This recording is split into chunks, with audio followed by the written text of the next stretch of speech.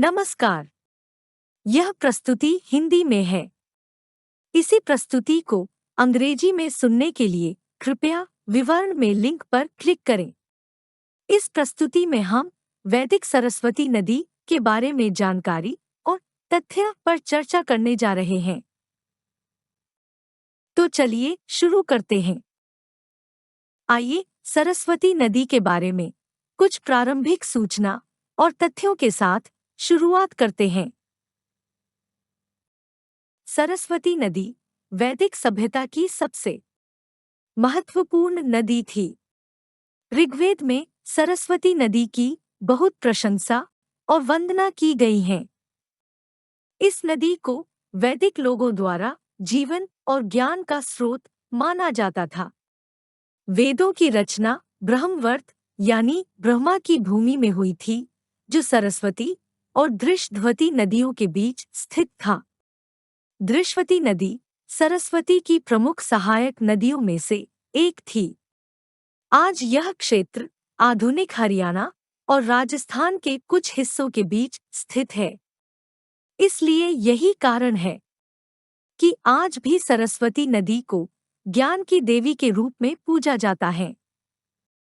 सरस्वती नदी की उत्पत्ति। सरस्वती नदी स्वर्गरोहिणी पर्वत ग्लेशियर से निकलती है। यमुनोत्री ग्लेशियर स्वर्गरोहिणी ग्लेशियर से बस थोड़ा सा आगे है। पांडवों ने अपना राज्य त्यागने के बाद स्वर्गरोहिणी पर्वत के ग्लेशियर पर चढ़ाई करने की कोशिश की और इस प्रयास में वे मारे गए। यह उस समय में इस नदी के महत्व और पवित्र प्रकृति को इंगित करता है, जो आधुनिक समय में गंगा के महत्व के समान है। जैसा कि आप मानचित्र में देख सकते हैं, उत्तर में स्वर्गरोहिणी ग्लेशियर है और थोड़ा नीचे यमुनोत्री ग्लेशियर है। यह स्वर्गरोहिणी श्रेणी का चित्र है, जहां से सरस्वती नदी का उद्गम होता है, और पास में ही है बंदरपूंछ रेंज। वैदिक समय में सरस्वती नदी का मार्ग। हिमालय के पहाड़ों से सरस्वती नदी आज के हरियाणा के मैदानी इलाकों में प्रवेश करती थी। सरस्वती नदी ने कुरुक्षेत्र की उत्तरी सीमा का गठन किया और दृशवती नदी ने दक्षिणी सीमा बनाई। इसलिए कुरुक्षेत्र को ब्रह्मावर्त क्षेत्र की शुरुआत के रूप में माना जाता था, और इसलिए वैदिक लोगों के लिए भी यह सबसे पवित्र स्थान था। शायद उसी तरह जैसा हरिद्वार आज के समय में है। इसके बाद सरस्वती नदी हरियाणा के आधुनिक शहर सिरसा से गुजरती हुई राजस्थान में बहती थी। दूसरी ओर दृशवती नदी राखीगढ़ी से होकर गुजरती थी, जो वैदिक सभ्यता का अब तक का सबसे बड़ा उत्खनन शहर है। राखीगढ़ी के आकार को देखते हुए यह अनुमान लगाया जाता है कि यह कुरु वंश की राजधानी रही होगी। कुरु वंश। कुरु वंश ने ब्रह्मवर्त के क्षेत्र और सप्त सिंधु क्षेत्र के कुछ हिस्सों पर शासन किया। इस राजवंश के सबसे महत्वपूर्ण शासकों में से एक भरत थे, जिनका नाम अब भारत का गैर अंग्रेजी नाम है। इस राजवंश के एक और महत्वपूर्ण राजा राजा सुदास थे, जिन्होंने ऋग्वेद में वर्णित दसराजन युद्ध या 10 राजाओं की लड़ाई लड़ी थी। इस लड़ाई को सबसे महत्वपूर्ण घटना के रूप में माना जाता है, जिसने इस क्षेत्र में वैदिक सभ्यता की जड़ों को मजबूत किया और वैदिक काल के स्वर्ण युग की शुरुआत की। राजा कुरु के नाम पर कुरुक्षेत्र शहर का नाम पड़ा। इस राजवंश में राजा हस्ती ने हस्तिनापुर शहर की स्थापना की थी। यह शहर महाभारत के काल में कुरु वंश की राजधानी था। यह कौरवों और पांडवों का युग भी था, जो कुरु वंश का हिस्सा थे। वैदिक समय के दौरान सरस्वती नदी मार्ग के हमारे विषय को जारी रखते हैं। हरियाणा से सरस्वती नदी आज के राजस्थान में प्रवेश करती थी और फिर चोलिस्तान रेगिस्तान के रास्ते से आज के पाकिस्तान से बहती थी। यह नदी फिर गुजरात के कच्छ क्षेत्र से होकर आज के भारत में प्रवेश करती थी और अरब सागर में विलीन हो जाती थी। सरस्वती नदी का क्या हुआ और यह नदी क्यों गायब हुई? अर्थ क्रस्ट में गति या भूकंप के कारण सरस्वती नदी सहित कई नदियों ने अपना मार्ग बदल दिया। यह एक निरंतर घटना है और आज भी होती है।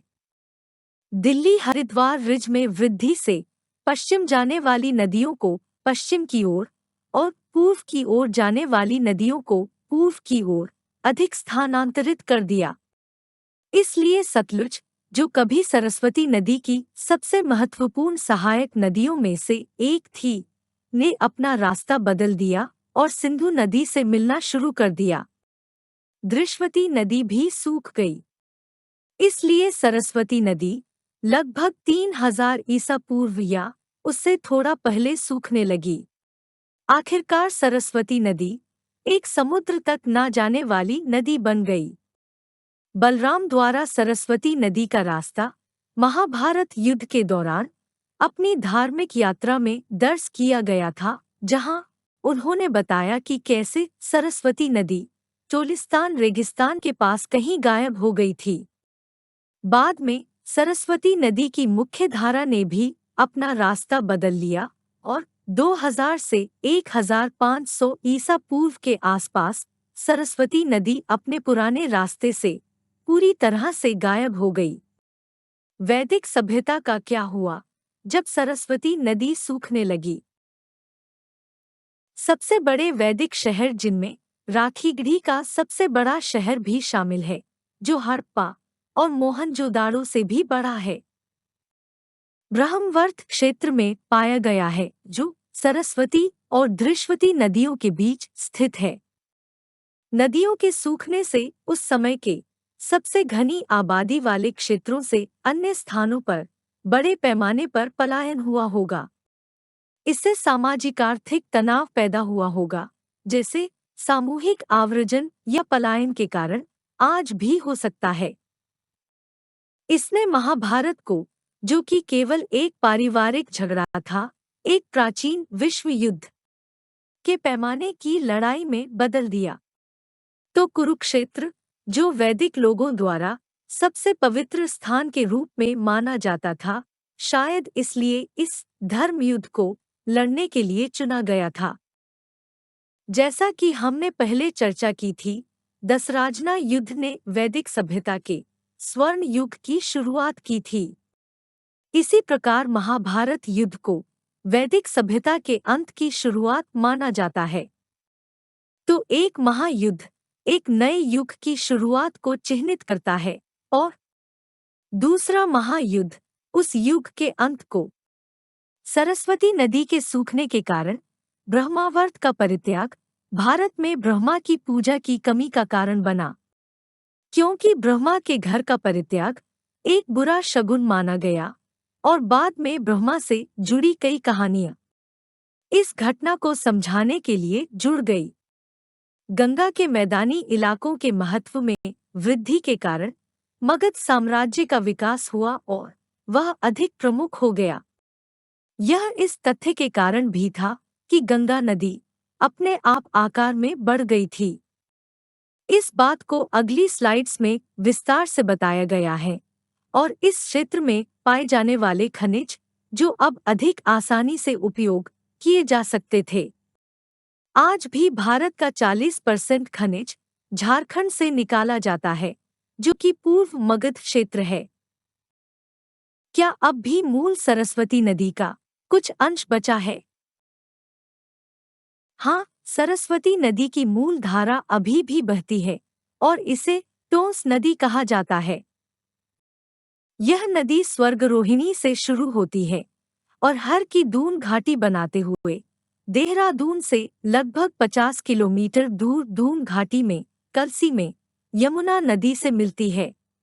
तो जैसा कि हम इस मानचित्र पर देख सकते हैं कि यह कलसी का स्थान है, जहां बाईं ओर से टोंस नदी आ रही है और दाईं ओर यमुना नदी में मिल रही है। यह कलसी की एक तस्वीर है जहां ये दोनों नदियां मिलती हैं। आज यह यमुना की सबसे बड़ी सहायक नदी है। यह नदी आज भी यमुना नदी से बहुत अधिक पानी ले जाती है और यमुना की तुलना में लंबाई में भी लंबी है, क्योंकि जैसा कि मानचित्र में देखा गया था, सरस्वती नदी का जल स्रोत यमुना नदी की तुलना में अधिक दूर है। इसलिए सरस्वती नदी का पानी अभी भी यमुना नदी के भीतर बहता है, जो प्रयागराज में त्रिवेणी संगम पर गंगा नदी से मिलती है। इसीलिए हम संगम को त्रिवेणी गंगा यमुना सरस्वती नदी या कुछ गंगा जमुना सरस्वती नदी के नाम से जानते हैं। यमुना और जमुना के बीच अंतर जानने के लिए यमुना नदी के बारे में जानकारी पर प्रस्तुति देखें, लिंक विवरण में है। तो यह त्रिवेणी संगम का मानचित्र है, जहां गंगा और यमुना नदियां मिलती हैं और जहां यमुना नदी अपने भीतर सरस्वती नदी का जल ले जाती है। और यह कुंभ मेले के समय के दौरान त्रिवेणी संगम की एक तस्वीर है। सारांश: यमुना और फिर गंगा नदी अभी भी सरस्वती नदी के पानी को साथ ले जाती है। वैदिक युग के उत्तरार्ध में नदी मार्गों के परिवर्तन ने गंगा नदी को अधिक बड़ा और इसलिए अधिक महत्वपूर्ण भी बना दिया। महाभारत युद्ध के बाद भले ही वैदिक सभ्यता का पतन हुआ, लेकिन भारतीय सभ्यता में निरंतरता कायम रही। बस वैदिक दर्शन की प्रधानता का स्थान शैवानिक दर्शन ने ले लिया। भले ही वैदिक सभ्यता में गिरावट आई, लेकिन वैदिक दर्शन का प्रभाव बना रहा। देश के विभिन्न हिस्सों में वैदिक लोगों के प्रसार ने इस दर्शन के प्रसार को भी सुनिश्चित किया। इससे भले ही इस दर्शन की तीव्रता में गिरावट आई हो, लेकिन भौगोलिक प्रसार में वृद्धि हुई। आज सरस्वती के पुराने नदी मार्ग में एक मौसमी नदी घग्गर बहती है। इस प्रस्तुति को देखने के लिए धन्यवाद।